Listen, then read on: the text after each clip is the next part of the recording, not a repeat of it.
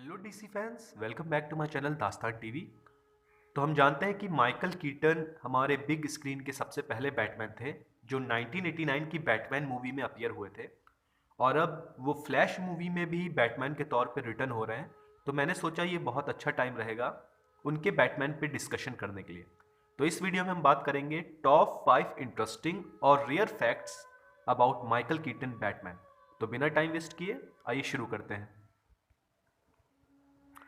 Fact number 1, क्या आप जानते हैं बैटमैन का रोल प्ले करने के लिए माइकल कीटन पहली चॉइस नहीं थे। जी हाँ गाइस, वार्नर ब्रदर्स बैटमैन के रोल के लिए किसी स्टेब्लिश्ड हॉलीवुड एक्टर को चाहते थे और सबसे पहले शख्स जिनको उन्होंने अप्रोच किया था वो थे James bond fame Pierce Brosnan. लेकिन उस वक्त कॉमिक बुक मूवीज को कहे तो किड्स मटेरियल बोला जाता था, इसलिए पियर्स ब्रॉसनन ने ये रोल करने से मना कर दिया। फिर ये रोल ऑफर हुआ Indiana Jones fame Harrison Ford को, उन्होंने भी ये रोल करने से मना कर दिया। आपको जान के ताज्जुब होगा कि ग्रीन गॉब्लिन का कैरेक्टर प्ले करने वाले विलियम डिफो को भी ये रोल ऑफर हुआ था और उन्होंने भी ये रोल रिजेक्ट कर दिया था। तो फाइनली ये बैटमैन का रोल जाके मिला माइकल कीटन को। फैक्ट नंबर 2, बैटमैन की मूवीज के बारे में एक जो यूनिक चीज है वो ये है कि ब्रूस वेन का कैरेक्टर और बैटमैन का कैरेक्टर, इनकी जो वॉइसेस है उनमें फर्क रहता है।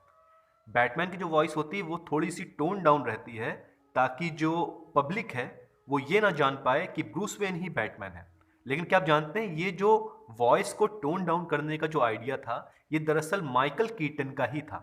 उन्होंने ही डायरेक्टर से ये कहा था कि अगर ब्रूस वेन और बैटमैन सेम वॉइस में बोलेंगे तो ये बहुत ज़्यादा अनरियलिस्टिक लगेगा।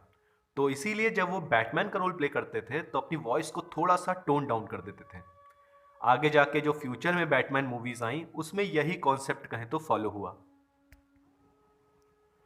फैक्ट नंबर 3, माइकल कीटन ने जब बैटमैन का रोल प्ले किया इससे पहले की जो इनकी मूवीज थी उसमें ये ज्यादातर कॉमेडिक रोल में नजर आते थे। इसलिए जब माइकल कीटन को रोपिन किया गया कि ये बैटमैन को प्ले करेंगे तो मीडिया और ऑडियंस में बहुत ज्यादा बैकलैश हुआ और कुछ रिपोर्ट्स के मुताबिक वार्नर ब्रदर्स को 50,000 से भी ज्यादा हेट लेटर्स मिले थे जो ये कह रहे थे वार्नर ब्रदर्स से कि आपने माइकल कीटन को बैटमैन के रोल से नहीं हटाया तो हम मूवी को बॉयकॉट कर देंगे। लेकिन आगे जाके हम देखते हैं क्या हुआ। माइकल कीटन ने ब्रूस वेन और बैटमैन दोनों के कैरेक्टर को बहुत अच्छे से प्ले किया और मूवी बहुत बड़ी सक्सेसफुल रही बॉक्स ऑफिस पे। फैक्ट नंबर 4, बैटमैन का जो फर्स्ट पार्ट था 1989 में जो आया था इसमें बैटमैन का सूट जो था वो लेटेक्स से बना हुआ था जो थोड़ा सा हार्ड मटेरियल था और माइकल कीटन को फाइट सीन्स को फिल्म करने में बहुत ज़्यादा दिक्कत होती थी और कई बार तो वो डिहाइड्रेटेड भी हो गए थे। इसलिए जब इसका सीक्वल आया बैटमैन रिटर्न्स तो इनकी कॉस्ट्यूम का जो मटेरियल था उसको लेटेक्स से चेंज करके फोम में चेंज कर दिया गया जिससे इनकी मोबिलिटी काफ़ी ज़्यादा बढ़ जाए।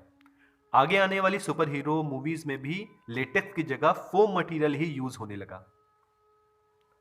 फैक्ट नंबर 5, क्या आप जानते हैं जब बैटमैन मूवी रिलीज हो रही थी और इसका प्री प्रोडक्शन चल रहा था तो इसकी हाइप बहुत ज्यादा थी।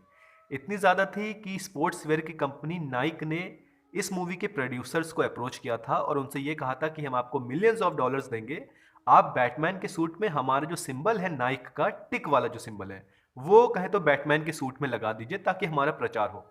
लेकिन इस मूवी के जो डायरेक्टर थे टिम बर्टन, उन्होंने ये करने से मना कर दिया था। हालांकि वो आगे जाके इस बात के लिए राजी हो गए थे कि नाइक जो कंपनी है वो बैटमैन के शूज को डिजाइन कर सकती है, लेकिन ड्रेस पे जो नाइक का सिंबल है वो पूरे तरीके से रिजेक्ट कर दिया गया। और मेरे ख्याल से ये बहुत अच्छा डिसीजन था, वरना वो बैटमैन से ज्यादा कहीं तो नाइक में लगता। तो ये थे कुछ टॉप 5 इंटरेस्टिंग और रेयर फैक्ट्स माइकल कीटन के बैटमैन के बारे में।